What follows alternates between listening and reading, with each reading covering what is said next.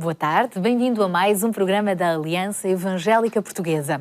Hoje é Dia das Mentiras. Conta-se que esta data surgiu por brincadeira na França, no reinado de Carlos IX. Nessa época, o Ano Novo era comemorado a 25 de março, com a chegada da primavera. E as festas, que incluíam troca de presentes, duravam uma semana, terminando a 1 de abril.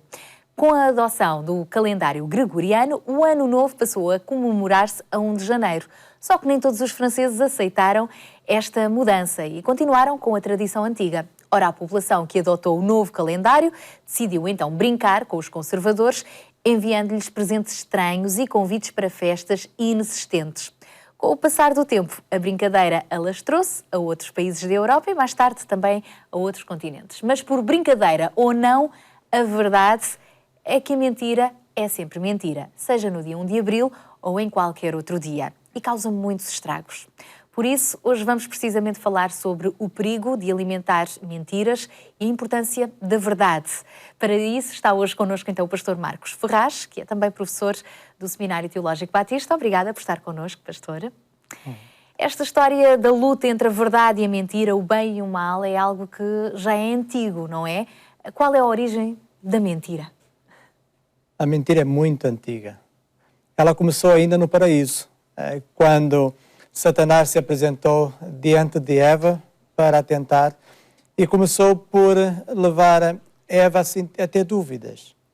E mais à frente, no decorrer da conversa, quando Eva diz que Deus tinha dado uma ordem para não tocar, para não comer de uma determinada árvore que estava no meio do jardim, Satanás respondeu: olha, não dês atenção àquilo que Deus diz, porque certamente não morrereis. Estava a colocar em causa, estava a mentir. E desde esse momento, com essa mentira, entra o pecado no mundo. E com o pecado há-se o afastamento de Deus.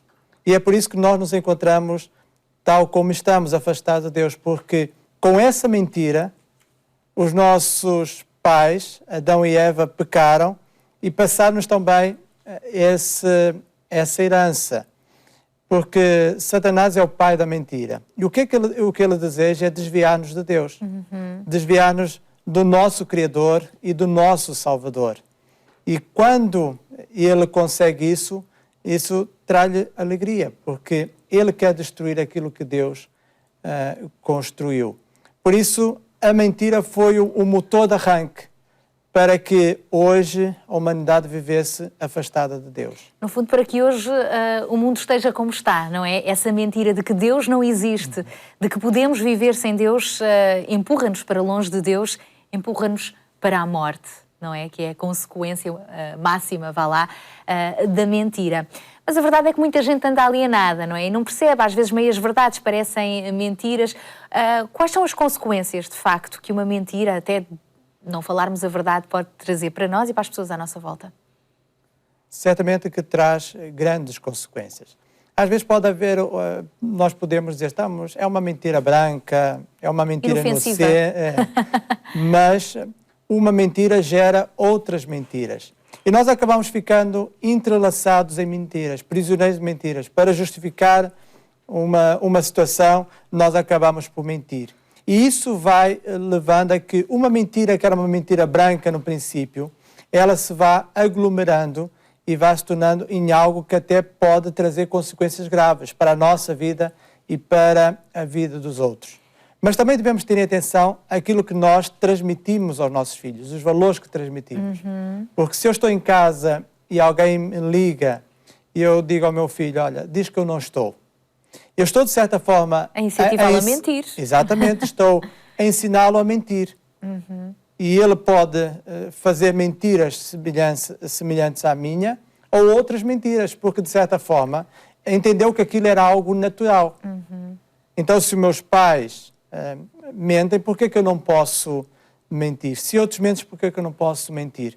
E isso leva com que gerações futuras sigam nessa caminhada de desvio de Deus.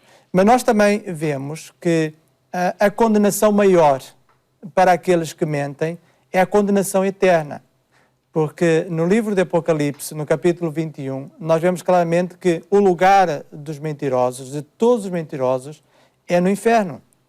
Certamente não está a falar de uma mentira que possamos fazer, mas viver um estilo de mentira é viver caminhando para a destruição. E certamente nenhum de nós deseja isso. E é tão importante ao ponto de o nosso Deus ter colocado isso inclusivamente nos 10 mandamentos, a questão da mentira, não levantar falso testemunho contra o próximo. Para terminar, já que a mentira leva-nos para a destruição, como caminhar na verdade e quem é a verdade? Quando nós falamos em verdade, nós estamos a falar de uma pessoa. Jesus se apresentou como a verdade. Eu sou o caminho, a verdade e a vida. E ele também disse, conhecereis a verdade e a verdade vos libertará. É Jesus que nos liberta das mentiras. É Jesus que nos liberta do nosso estilo de vida, que nos afasta de Deus. E para nós vivermos na verdade, temos que viver com Jesus. Não é possível nós queremos viver na verdade e não vivemos com aquele que é a verdade. Logo, temos que caminhar com a sua ajuda, porque naturalmente todos nós passamos por momentos de tentação. Tal como Eva, também nós somos tentados. E por vezes a desviar-nos daqueles valores que tão bem nos foram incutidos. Mas nós temos que, com a ajuda daquele que é a verdade, viver na verdade. Para que então possamos ser verdadeiramente libertos daquilo que nos aprisiona. E dar passos nesse sentido. Porque às vezes há mentiras que já se tornaram de tal forma grandes, uma bola de neve, já afetaram tanta gente e fica difícil voltar para lá. Mas a confissão para a verdade é sempre o caminho. Exatamente. O próprio apóstolo João disse que confessarmos os nossos pecados, ele é fiel e justo para nos perdoar os pecados e nos purificar de toda a injustiça. Nós temos um Deus que nos perdoa.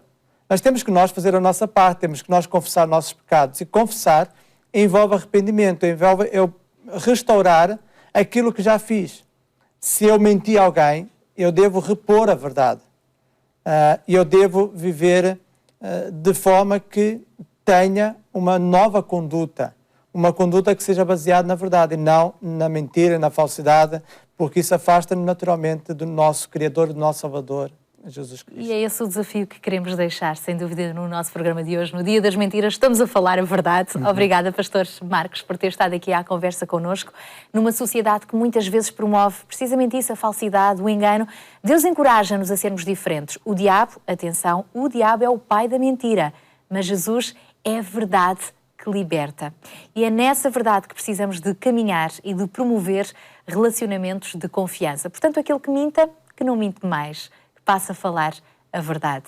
Como escreveu o apóstolo Paulo, cada um de nós deve abandonar a mentira e falar a verdade ao próximo.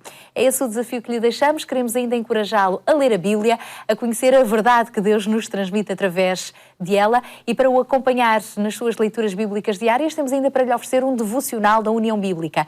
Contacte-nos para o receber, visite o nosso site, a nossa página no Facebook e ouça-nos logo à noite na rádio, na Antena 1, por volta das 22h45. Até lá, se Deus quiser. Luz das Nações.